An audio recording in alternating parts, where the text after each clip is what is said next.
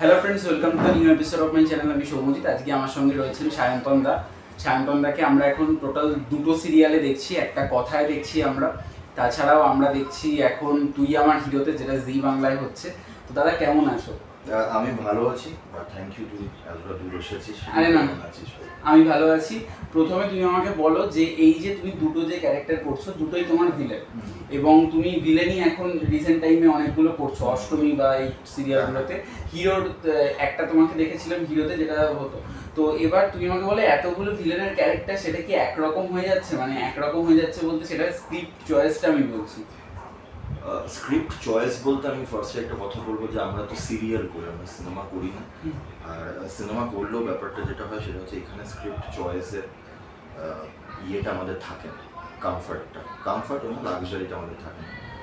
তো এখানে বেসিক্যালি আমাদের রেগুলার বেসিসে কাজ করে যাওয়াটা one of the biggest criteria, কারণ আমরা সিরিয়াল করে খাই। তো সেক্ষেত্রে আমরা যদি কাজটা কনস্ট্যান্টলি পেয়ে যাই, that is the best for us. তো এখানে স্ক্রিপ্ট সিলেক্ট করার ব্যাপার থাকে না, ব্যাক টু ব্যাক একটা টাইপ কাস্টেরও ব্যাপার থাকে, that is also something very normal in all industry, Bangla industry বলে না। তো তার জন্য যে নেগেটিভ ক্যারেক্টার ভালো করেছে, হয়তো করেছি খেলনা বাড়িতে, তারপর থেকে আই গট নেগেটিভ ক্যারেক্টার। আর তুই তো বলছিস ক্যারেক্টারগুলো কি সেম বা কিছু, আমি বলবো হ্যাঁ সেম, একদম কাইন্ড অফ সেম অনলি। কারণ এটাতেও যেটা ব্যাপার আছে, এটাও যে স্ক্রিপ্ট লিখছে বা সিরিয়ালগুলো যারা বানাচ্ছে, গল্প যারা লিখছে, তাদের উপর ডিপেন্ড করে না। কারণ এখানকার অডিয়েন্স হয়তো চায় না, আই ডোন্ট নো। কারণ এখানে মেন নর্মসটা হয়ে গিয়েছে যে হিরো আর হিরোইনের লাভ স্টোরি দেখবে বা রোম্যান্স দেখবে, কিন্তু ভিলেন শুধু বদমাশি করবে। তো ভিলেনের সেক্ষেত্রে কোনো সময় কোনো ইমোশনাল সিন দেখায় না, ভিলেনের কোনো প্রপার রোমান্টিক সিন দেখায় না, যেটা আমার খুব আপত্তি। কারণ ভিলেনরা তার মানে কি সারাদিন শুধু এইটাই করে যে কে কী করবো, কে কী করবো। সেটা একটা ক্যারেক্টার না, তারও নিজের বউ থাকতে পারে, গার্লফ্রেন্ড থাকতে পারে, তার সাথে নিশ্চয়ই সে বদমাশি করবে না, তাকে ভালোই পারে। ভিলেনের যে মা থাকবে, তার সাথে যে শুধু বদমাশি করবে সেটা না, তার সাথে মায়ের সম্পর্ক, একটা নর্মাল ছেলের সাথে মায়ের যে সম্পর্ক, সেই সম্পর্ক হবে। তো আমার মনে হয় এটা আস্তে আস্তে করা উচিত। আমার এটা একটা বড় কমপ্লেন আছে। কারণ না হলে যেটা হয়, আমাদের অভিনেতা হিসাবে ভার্সেটাইল অভিনয় করার ক্ষমতাটা হারিয়ে যায়।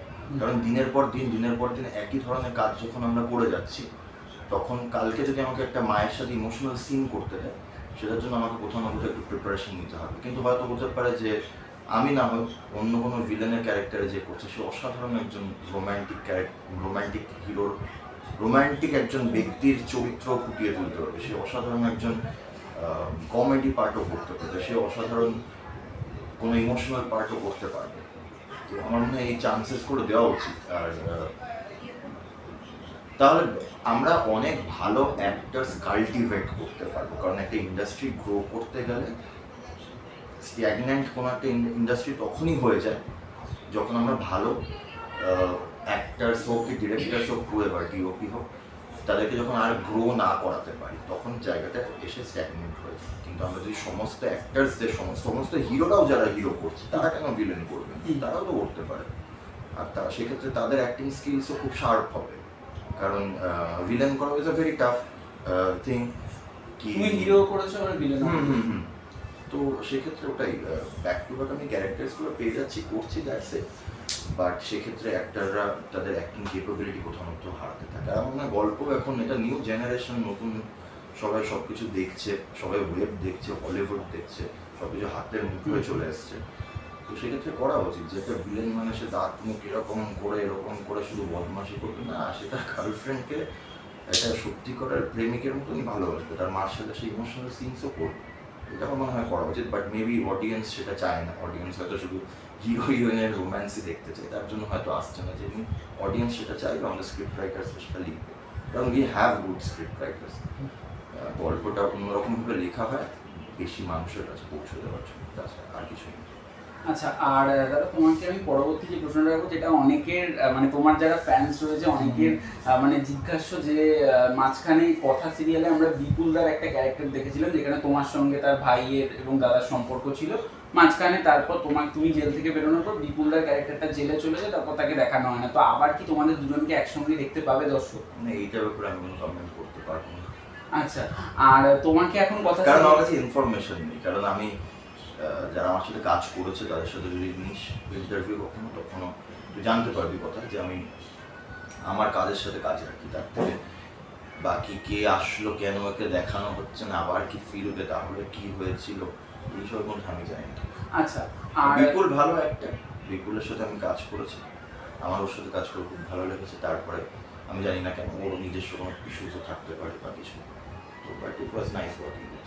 আচ্ছা, আর তুমি আমাকে আরেকটা কথা বলো যে তুমি যেহেতু অনেকদিন থেকে টেলিভিশন করছো, যে টেলিভিশনে আমরা একটা মানে গ্রোথও দেখতে পাচ্ছি, মাঝে মাঝে একটা ডাউনও দেখতে পাচ্ছি, তো এটা কেন হচ্ছে? এটা কি এই ওটিটিগুলো এত বেড়ে যাওয়ার কারণে হচ্ছে? কারণ সবাই এখন সময় কম, জি5 হটস্টারের সিরিয়ালগুলোকে দেখে নিচ্ছে, সেই যে মানে ভিউয়ারশিপটা সেটা তো শুধু ওখানেই থাকছে, সেটা তো আমাদের টিআরপিটা টিভিতে দেখলেই শুধুমাত্র হয়, তো সেটা কি একটা কিছু মানে খারাপ কারণ যে টিআরপি কমা? এইটা একটা ইন্টারেস্টিং ব্যাপার, কারণ তুই যদি ওয়েবের ভিউয়ারশিপ কত দেখিস আর টিভির ভিউয়ারশিপ কত দেখিস, তাহলে ওয়েবের ভিউয়ারশিপ কিন্তু অনেক অনেক অনেক কম। সেটা হয়তো বাইরের লোকজন ভাবছে সবাই বসে বসে আমরা মোবাইলে সিরিজ দেখছে, গোটা বাংলার লোক, অ্যাকচুয়ালি সেটা হচ্ছে না, তার থেকে অনেক বেশি লোক টেলিভিশনই দেখছে। কিন্তু আপস অ্যান্ড ডাউনস যেটা হয় সেটা এই কারণে হতে পারে যে ওই সময় হয়তো ধর কোনো ক্রিকেট ইভেন্ট হচ্ছে, সেটা সব জন্য অনেক সময় হয়, ক্রিকেট ইভেন্ট মোটামুটি সারা বছরই লেগে থাকে, এইটা একটা হতে পারে। আর তাছাড়া জানি না, আমি হয়তো আরও বেটার কাজ হলে আরও বেটারভাবে অডিয়েন্সরা টেলিভিশনে হুক হতে পারবে, বাট টাইমস আর চেঞ্জিং না। সবাই এখন ধর আমরা শুধু যদি কলকাতা ধরি, তাহলে মেজরিটি লোক এখানে মহিলা পুরুষ সবাই ওয়ার্কিং, তো তারা 8টা, 8:30, 9টা, 9:30 অবধি হয়তো অফিসে থাকছে, কি ফিরছে বাড়িতে 10টার সময়, সেক্ষেত্রে টেলিভিশন চালিয়ে দেখার সময়টা খুব কমই হয়।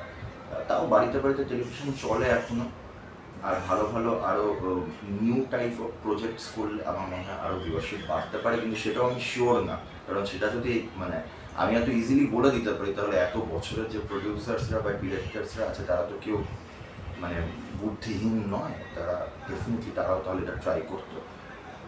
বাট অনেকেই কথাটা বলে যে সিরিয়ালসের গল্পগুলো খুব এই রকম হয়, ওই রকম হয়, ভালো লাগে না, কিন্তু আমার মনে হয় তাদের মেজরিটি লোকজন ওয়েস্ট বেঙ্গলটাকে কলকাতা হিসাবে দেখে। কলকাতা ওয়েস্ট বেঙ্গলের মধ্যে ছোট্ট জায়গা, আর আমাদের ভিউয়ারশিপটা পুরোপুরি কলকাতার বাইরে মেজরিটি ডিপেন্ড করে। সেখানকার লোকজনরা কীরকমভাবে ভাবে, কি দেখতে চায়, তাদের মেন্টালিটি কি, সেটা গিয়ে যদি কেউ রিসার্চ করে তাহলে হয়তো সে বলবে যে না সিরিয়ালসে তাহলে ঠিকই দেখানো হয়। কারণ তুই দেখবি এখনো সিরিয়ালসে দেখানো হয় ভিলেন যে ক্যারেক্টারগুলো করে, যে ফিমেল আর্টিস্টরা, সেক্ষেত্রে মেজরিটি অফ দ্য ভিলেনকে দেখানো হয় সে স্লিভলেস শাড়ি পরে, মানে ব্লাউজ পরে আছে, কি একটা খুব quote and quote modern, modern ড্রেসের ডেফিনেশনটা কি, বা ছোট একটু জামা পরে আছে। তো তার মানে কোথাও না কোথাও আমরা এটা দেখাচ্ছি যে ছোট জামা কাপড় পরলে বা স্লিভলেস কিছু পরলে সে খারাপ মহিলা, এটাকে কিন্তু কোথাও না কোথাও আমরা সিম্বলাইজ করে দিচ্ছি। তো এটা একটা শহরের লোকজন কেউ ভাবতে পারে যে না না এটা তো কীরকম, কিন্তু আমার মনে হয় হতে পারে এটা যে তারা হয়তো মার্কেট রিসার্চ করে দেখেছে, এখনো হয়তো গ্রাম বাংলার দিকে কেউ ছোটো জামা কাপড় পরলে তাকে হয়তো হতে পারে ভালো চোখে দেখে না, সেক্ষেত্রে হয়তো এইভাবে এটাকে সিম্বলাইজ করা হয়।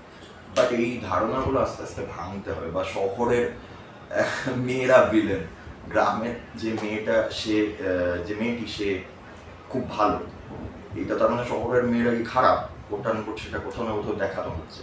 কিন্তু সেটা আজকে যদি একটা সিরিয়াল বানানো হয় যে একটা গ্রামের মেয়ে আছে আর আলটিমেটলি দেখা যাচ্ছে সে ভিলেন, আর একটা শহরের ছোট জামা পরা একটা মেয়ে আছে, ফুটফুটে ফর্সা বা কিছু খুব ইংলিশ বলে শার্ট, মুখের ফিচার্স, সে একজন ভালো মেয়ে, তাহলে সিরিয়ালটা দুদিনে বন্ধ হয়ে যাবে।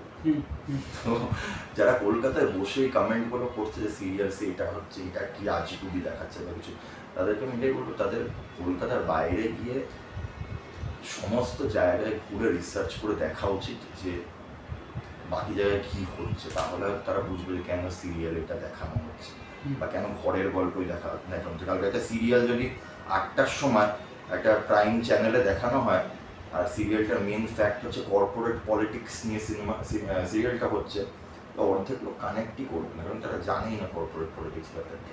সেক্ষেত্রে ঘরের রান্না করে মানে নুন বেশি দিয়ে দিচ্ছে বা কিছু, সেটা অনেক বেশি তাদের কাছে অ্যাট্রাক্টিং হয় ব্যাপারটা। এই জন্যই সিরিয়ালের গল্প করে। তোমার কাছে আরো দুটো আমি কোশ্চেন রাখবো, যেটা তুই আমার হিরোতে গতকালই দেখানো হয়েছে যে তুমি বৃহস্পতিবার ছবি রিলিজ দেওয়ার প্ল্যান করছো। হ্যাঁ, তো সেটা কি তাহলে বৃহস্পতিবার রিলিজ দিলে কি সাকসেসফুল হবে?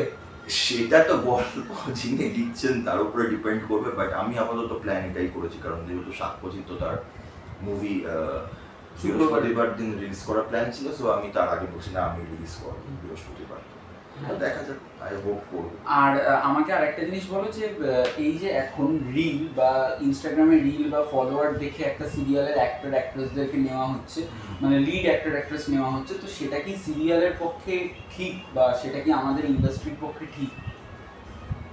এটা কিছু কিছু ক্ষেত্রে হয়েছে, র্যান্ডামলি যে সবাইকে ফলোয়ার্স দেখেই হিরো হিরোইন নেওয়া হচ্ছে কি ভিলেন নেওয়া হচ্ছে কি নেওয়া হচ্ছে সেটা নয়, কারণ প্রচুর হিরো হিরোইন্স আছে তাদের ইনস্টাগ্রাম ফলোয়ার্স অনেক কম, তারা হয়তো মানে কমপ্লিটলি ইনস্টাগ্রামে একদম ইন্ডালজ করতে চায় না। আমি নিজেও করি না, একদমই করি না, না রিলস বানানো না কোনো কিছু। তো সেটার জন্য আমার কোনোদিন মনে হয়নি যে আমি পিছিয়ে যাচ্ছি, বাট তুই যেটা বলছিস সেটা ডেফিনেটলি হয়। আর মানে তুই ও আমার ইন্টারভিউ নিচ্ছে, কিন্তু আমি এরকম হাজার একটা ইনসিডেন্ট দিতে বলি যে দিতে পারি, এরকম কিন্তু অনেক ইন্টারভিউজ নিতে আসে। তারা যখন ইন্টারভিউজ নিতে আসে তারা কিন্তু তাদের ইন্টারভিউজ নেয় যাদের ফলোয়ার্স বেশি আছে, তো সেটাও ইমিডিয়েটলি বন্ধ হওয়া উচিত। যারা ইন্টারভিউ নেয় আমি তাদের সবাইকে বলবো যে যারা, বা আমাকেও সেদিনকে একজন জিজ্ঞেস করছিল যে শান্তনু তোমার ইন্টারভিউটা নেবো, তারপরে আরেকজনের কথা বললো আচ্ছা ও কি রেগুলারলি আসে তাহলে ওর ইন্টারভিউ নেব না, ও রেগুলারলি যদি নাও আসে ওকে এনকারেজ করার জন্য ইন্টারভিউ নেওয়া উচিত, তাহলে সে কোথাও না কোথাও গুড ফিল করবে যে আমি কিছু মানে ম্যাটার করি এই সিরিয়ালটাতে, না হলে সে ডিমোটিভেটেড হয়ে যাবে। তো প্রত্যেকের নতুনদের ইন্টারভিউজ নেওয়া উচিত, আর ফলোয়ার্স দেখে নয়, মানুষটার মধ্যে কি কোয়ালিটিস আছে কি ক্যাপাবিলিটিস আছে সেইটা।